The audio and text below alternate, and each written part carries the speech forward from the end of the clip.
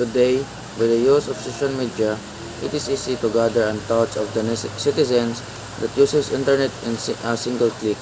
One post, one story, one share, and the number of people to see a certain post will multiply to hundreds. Within this natural cycle, it is also easy for people to gather updated information from the net. The trends about fashion, sports, celebrity news, foods, and even gossips. And just by this way of act that the people usually do, social media is creating its own history in the society. Let me remind you of something of the things that are in my mind as I share how social media can really make a history. Within the talk about how social media can make history, it is mentioned on how historical it is for the change government that their own people are the ones who posted the incident about their own private calamity. They want to cover it up, but it is their own people who leak the information by the use of social media. So what can they do? But to connect it in the Philippines, I want to share how fast the information for us to spread even if it is real or not. Number one example of the fake news that spreads really fast is the fake news. As students rely on the internet for some news, mostly when it is related to classes.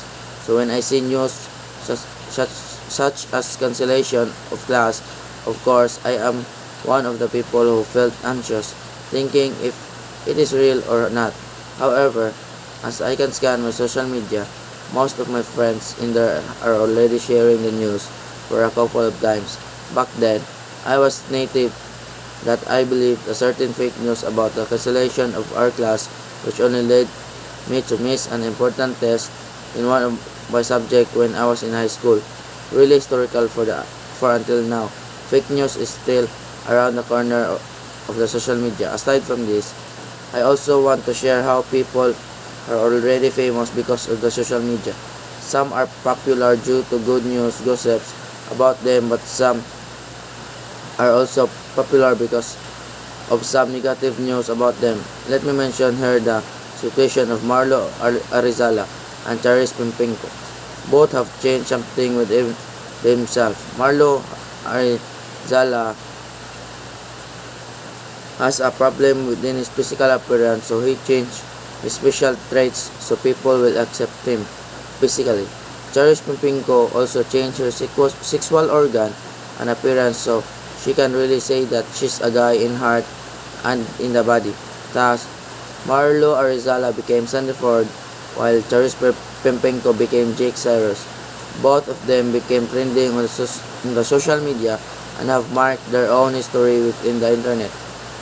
People gave comments to them. Some supported them while some gave them harsh comments. But the point here is not whether the society accepts them or not, but on how they created their own name in the search bar of the internet.